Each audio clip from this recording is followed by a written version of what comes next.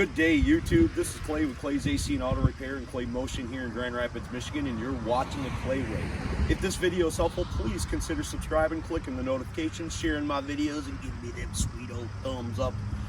If you got a question for me, hit me up on Clay's AC and Auto Repair on the Facebook Messenger. I certainly try to answer them absolutely for free for my subscribers when I can. And when you find the part of this video that you're looking for, please turn that old volume down, play it from the front to the back, and if at night while you're sleeping you want to put on one of the sweet Clayway playlists and let it play on through with the volume turned down, I would greatly appreciate that. Okay, so the first thing we're going to do is we're going to start removing 4 6mm screws and oil cap to be able to remove the top engine cover. Now we're going to take a 7mm or a flathead screw and remove these 2 clamps, loosen them, pull off our mass airflow sensor, and loosen this clamp here.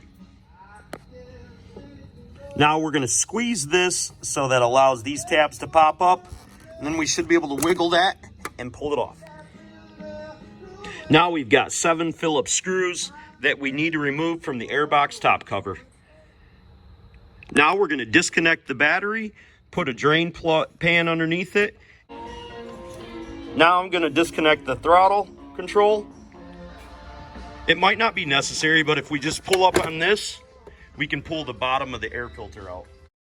Now we're going to remove the upper coolant overflow reservoir hose from the top of the radiator fan shroud.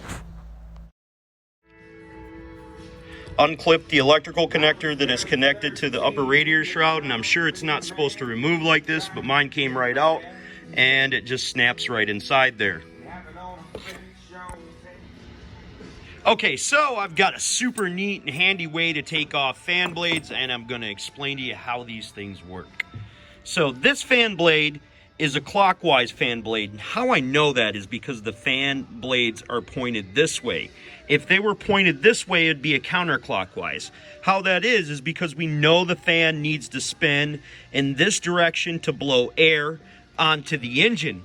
If it was pointed this way, it would have to spin in this direction to blow air on the engine. And as the fan spins, it actually tightens itself up, and that's why them little nuts down there is so hard to get off. And of course, there's dozens of tools on how to do this, but this trick only takes about 30 seconds and we'll zip that thing off there. Okay, so we're going to take the bit and we're going to put it right on the nut, and we're going to put it right on the edge of the nut.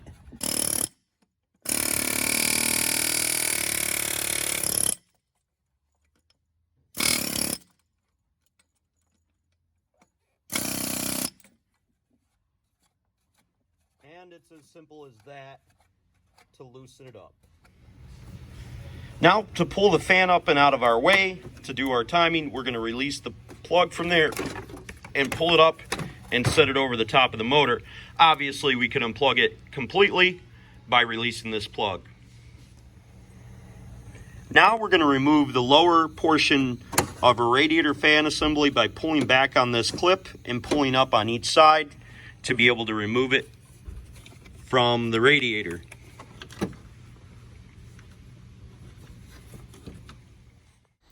Taking a 1/2-inch ratchet and sticking it on the end of there, we can loosen up our outer belt, turning it clockwise. Now taking a 13mm, we're going to remove the bolt that holds on the tensioner assembly. Now taking a 3/8 with an extension, we're going to insert the extension end into the 3/8 tensioner here on the backside belt. We're going to turn this counterclockwise to relieve the tension from our belt. With the tension relieved on our belt, we can remove it from our alternator or our idler pulley right here, pulling the belt away from the engine. Okay, now taking a 15mm, we're going to remove the nut for the tensioner. We could certainly probably get the belt to the back of it, but it is going to be simpler just to remove the bolt out of there and remove the tensioner entirely.